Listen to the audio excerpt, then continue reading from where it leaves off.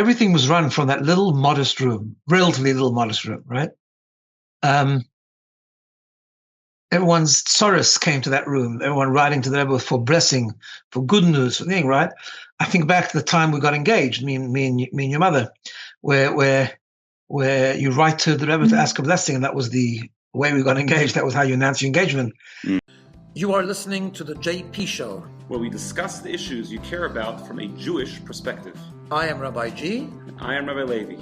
And we hope you enjoy this episode. Welcome everyone back to another JP Show. It's been a while that we've been able to do it like in a normal way. I've been away, things have been hectic.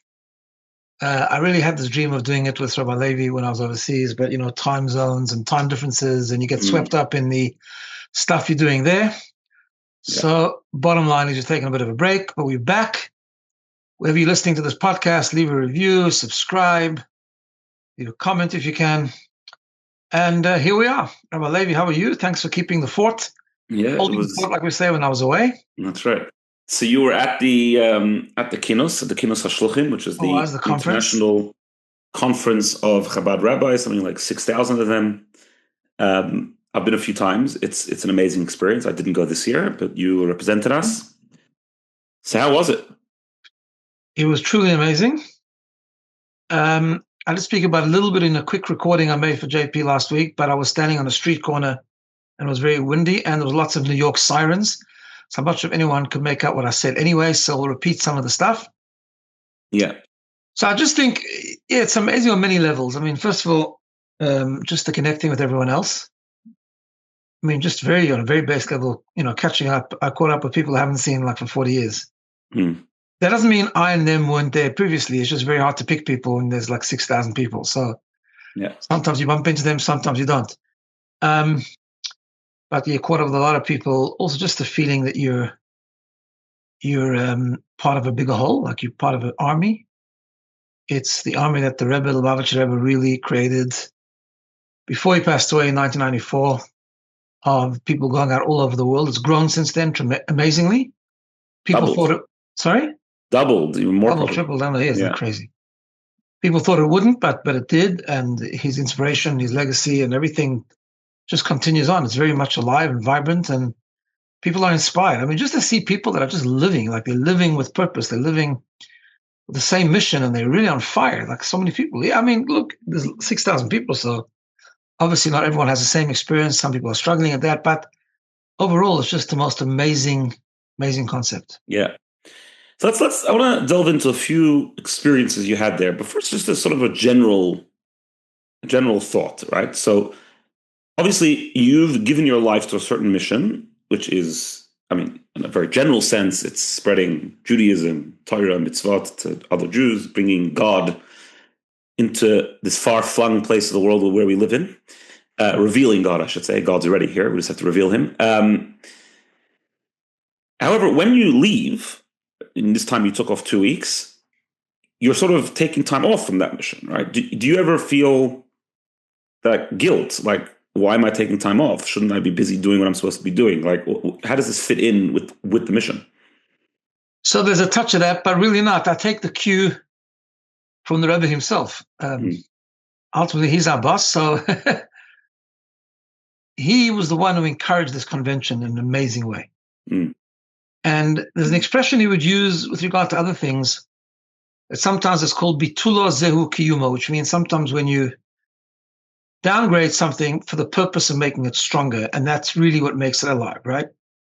So it's like everything else. I mean, you have to recharge, and when the mission is enhanced, and the mission is strengthened, and the mission is made so much more alive, and even ideas and strategies and all kinds of things by doing this. I mean, it's a general principle in life, but I think when it comes to this, so yes, spiritually speaking, there's certain things that, I missed a few shurim, I missed a few podcasts, I missed a few this, and that's true, but, we're able to talk to people, a lot of things are missing, but you come back differently. You come back much stronger, much more determined, and much more alive, which is the main thing. Yeah, so it's worth it. This might be a little more personal, and obviously the crowd that listens to this is quite a broad crowd and quite diverse. So I'll be interested to hear how you answer this question. obviously a big part of your trip, perhaps I'll maybe even say the most important part of it, and your focus was visiting the Ohel, the gravesite of the Rebbe, as well as 770, which was the Rebbe's shul. What is that experience to you? Like, why do you do it? Why is it so important for you? What do you experience when you go there? And it's probably hard to put into words, but maybe you can share with everyone, what does that mean to you? So, yeah, it's such an interesting question. So, I mean, first of all, when you learn about it and you understand what that is, it's different. But, the truth is, even before we get there, let me begin answering it like this, that when you go to the Ohel of the Lubavitcher Rebbe, the resting place of the Lubavitcher Rebbe at the moment, and I went there 3 times when I was there now, right? I talk about the second time, actually, which is in a way very unique. But I went the morning after I arrived. I went to Friday, which was Wednesday morning. I went Friday morning with all the shluchim. There's a big, big gathering of all the emissaries, the shluchim there on the Friday. Then I went the day I left for Pomona, where we spent the last few days with family near Muncie. So I went again. Every time you go there, it is always filled with people.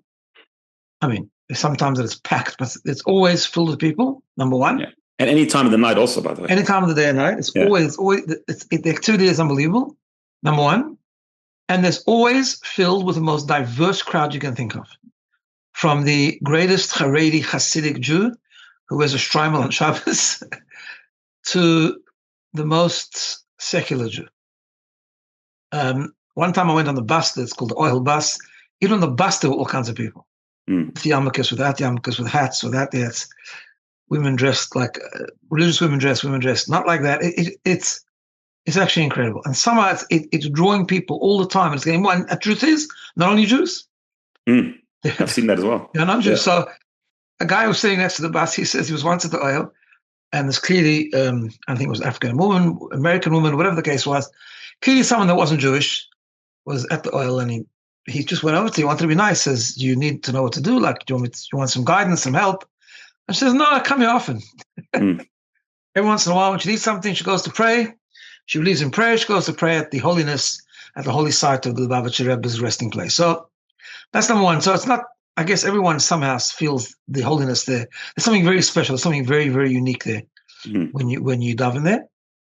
Particularly when you learn about it. Now, also for me personally, don't forget, I saw the Rebbe, and I was by the Rebbe, and I had an even private audience when I was a younger child, at my bar mitzvah when I was 13, and I was by the Fabrengen. So kind of, it's very tangible and real for me. But when I go to the Ohel, I feel that the visual attention. I feel that I can actually, first of all, you daven there, you daven to Hashem at a holy place, which is the Ohel. But also you ask the Rebbe for a bracha, which I did when he was alive. And you feel that it's very, very personal. You feel very, very uplifted there. I always come away, like I did this time, with a lot of confidence, a lot of strength, knowing that the brachas, the blessings are no less now than they were then. Obviously, we didn't want the situation. It would be beautiful to have him in person, and that's what we pray for Mashiach to come and to be reunited with all our loved ones and so on. But it's very special. It's very special. Now, there's something extremely special about the second time. In a way, a little bit less because it's so crowded that you get lost in the crowd. But they have this thing where, as part of the Kinnus, as part of the convention, they have this thing where all the shluchim show up on Friday morning by the Ohel. They can't all actually go into the actual room where the resting place is, but there's a whole beautiful preparation program where they show different videos of the Rebbe and talk about the being there, and everyone's together. And there's a sense of, we've all come back to present ourselves to the one who sent us at the end of the day. In other words, we're here because of him. He created this army, created this mission. He created this program where everyone should just go wherever and spread Yiddishkeit. And this time when we come to the Kinnus, it's like reporting back almost. It's like beautiful. It's a very, very special moment. That was the Friday. That was the second time I was there. And how is it visiting the Rebbe's shul and going to the Rebbe's room? I'm assuming you went there this time. Yeah, this time I only went briefly because actually it was just so busy. But yeah, bro, the Rebbe's room is amazing because that's the room where everything happens. It's like a very simple. So the Rebbe spoke about, when the previous Rebbe passed away, the Rebbe spoke about it. And he said that people shouldn't lose the opportunity of going to daven in the previous Rebbe's room, because the holiness is still, whatever principle in Kedusha and holiness never ceases. It's la'olam, it's eternal. Now, that was a room, the Rebbe's room. I was in it when he was alive once, when I had a private audience with him. But everything was run from that little modest room, relatively little modest room, right? Everyone's sorrows came to that room. Everyone writing to the Rebbe for blessing, for good news, for thing, right? I think back to the time we got engaged, me and your mother, where you write to the Rebbe to ask a blessing, and that was the way we got engaged. That was how you announced your engagement, and that went into the Rebbe's room. And the Rebbe read it on his desk, and he gave a blessing. He wrote the blessing there. The amount of letters, the amount of Torah teaching, the amount of farbrengens that were prepared there. I mean, that room it's hard to find a holier spot in the world.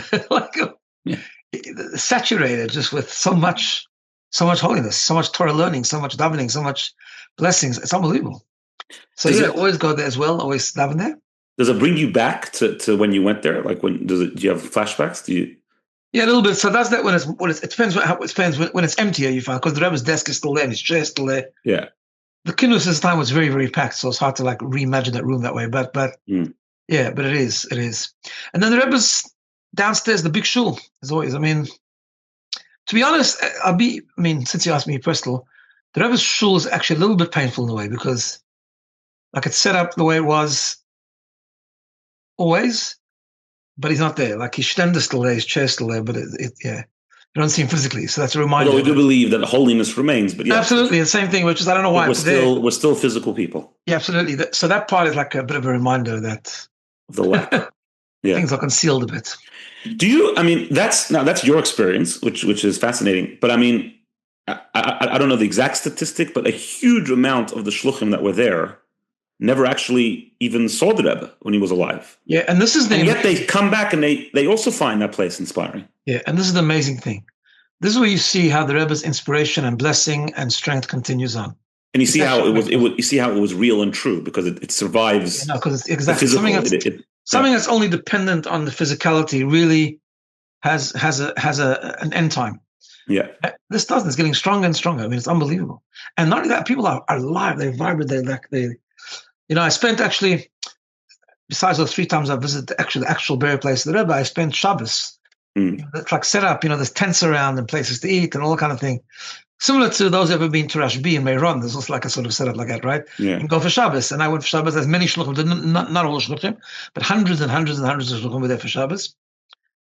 It's a beautiful Shabbos experience, because you're just in the middle of nowhere. Like, I mean, there's no Jewish community around there altogether. It's like only people that traditionally didn't mind living next to a cemetery. So made a bit of a mistake looking for a quiet area. Yeah, it's not quite a quiet area anymore, but just hundreds of people were.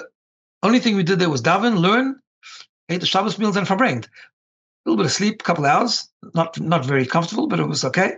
And people just sitting and learning, and just people who are young, much younger than me, who never saw the Rebbe, like your age or a bit older. I met some of your friends there. They're alive, amazingly alive. So talk to me a little bit about the Kinnus itself. What did you? I guess, what is the thing that you took from it? What are you coming back with?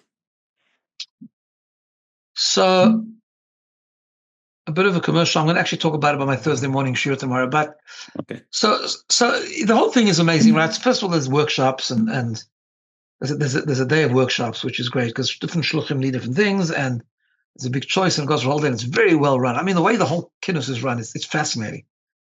So different. By the way, you know that you're getting a little older when you're the one who starts giving the workshops. So you actually gave one. I gave a workshop, and I was also on a panel in an area which I feel, I guess, a bit more qualified. I do a lot of personal growth stuff and mental health stuff. So there was a stream which dealt with wellness and mental health, things like that, which is really important, because at the end of the day, we're all human beings, and in a group of 6,000 families, there will be issues to deal with, statistically, not only for the shluchim themselves, but for their children and for their families. I mean, don't forget, some of them are very isolated. There was a lot of them that were very, very isolated. Some of them just parenting, strengthening their need, and resilience, how to build resilient families, how to prevent crises, all that kind of stuff. So I gave a bit of a talk about that. Then we were on a panel where just people just asked questions, which was fascinating. But the whole thing is amazing. And I listened to some other, I wasn't all day, but so then there was some other really, really good presenters. And then there's all kinds of things on Jewish law, on fundraising, on education, on parenting. It's amazing. Then there's these what we call the general sessions they have at night, mainly Thursday night and Motzei Shabbos. They have like they show beautiful videos, they have different speakers, just inspiring stuff. Then of course the highlight of the Kinnus is the banquet. The banquet is we're not only shluchim there, they invite families, friends, supporters, things like that. So it's amazing. I don't know, it must be about 6,500, 7,000 people. I don't know, it was like a crazy amount of people in one room. This is in New Jersey somewhere. And it was very, very well done. And I think extremely, extremely inspiring from different aspects. And I think there were they made like three segments of different videos and people speaking about their own experiences. And I just came away really blown away just at the amazing faith, resilient. I mean, there was one segment where there was a shliach whose son became very ill, and unfortunately his legs from the knee down was amputated. And he spoke, and just what amazing faith, what amazing resilience, what amazing, just incredible, right? And they're still going on, and the mission hasn't diminished. On the contrary, they're stronger and inspire the people, and so on and so forth. And then that connected with an unbelievable segment where from Israel, from a hospital, there's a shliach of the Rebbe who's in Israel who went to do reserve duty in the army. Right? Like everyone who works takes off time to go reserve duty, so did he. So, and somewhere in Syria, actually, I think it was. Yeah. And he was hit by a grenade, and he lost his legs. And you just hear this guy, like, there's no way he's slowing down. He said, everyone always said that he runs around, he's very quick, he rushes around. He says, well, now he's going to drive. So it's going to be even more, he says. And then they ended up talking to each other. This young child, about 13 years old, talked to the shliach. It was the most incredible thing. But just the emunah, the faith and the hope and the not giving up, and you get knocked down, but you stand up again and you keep fighting and keep doing it, and maybe change direction a little bit due to the circumstances. But if that's what Hashem wants, then okay, then the mission becomes slightly altered, modified. It's not the same mission, but just slightly redirected or repackaged. Just incredible. So what are you taking away? What are you coming back with? So a couple of, put you on the spot here. There's like a few personal things. I mean, well, if you took off 2 weeks and I had to take care of BINA for 2 weeks, that's some sort of purpose. True. Otherwise. So in every organization, in every shlichus, there are always ups and downs, right? Yeah. So there was a very big theme this year also on the concept of simcha, right? Yeah. Then at the banquet, there was these two people, but there was also another shliach who spoke from Jamaica. Now, Jamaica just was hit by a terrible. But he spoke about, Jamaica is, to begin with, is not the most inspiring. We live in Sydney. We have our own set of challenges, but, we live in a community with wonderful people. We see people all the time. Yeah. Even the people who are beneficiaries of BINA, for example, we see them and we talk to them and they inspire us a lot of times. And they just, it's just a community. So we're immersed in a community, which is good. These people, living in Jamaica is not exactly hustling and bustling center of Judaism anywhere by any stretch of imagination. And it's a lot of it is, it's one of the islands, and a lot of it is dependent on tourism. And this happens to be a shliach. Actually, he doesn't know me and I don't know him, but he's actually related to us. His grandparents are cousins of ours, and his other grandparents. His grandfather was a shliach, one of the early shluchim of the Rebbe to Morocco. Very, very beautiful Hasidic Jew, and his father is a shliach in Canada. He's a third generation shliach, this guy. And what passion, right? So my takeaway is simcha. We have to always be happy. We have to focus on what is and not on what isn't. And yes, there's challenges, and you can wake up in a day and you get knocked down, and it's fine. Don't go in denial. That's true. So you feel off for a day. You got to get up and fight. You got to get up and move, and just be focused on what you need to do. Be focused on the mission, not on the problem. It's a great message, and I think it's a message for everyone. Yeah, everyone it is. Because the truth is, as the Rebbe himself said many times, every Jew is a shliach, is a messenger from Hashem to make this world a godly place. Yep. It looks different for everyone. Obviously, everyone has their way of doing it, but that's the essence of what we're doing here. So everyone in their mission needs to power on. Yeah. All right. Very inspiring. Okay. Beautiful. Thank you for listening again. Good to be back. We'll be back next week, please God. Yeah. We'll see you all then. And have a wonderful week, everyone.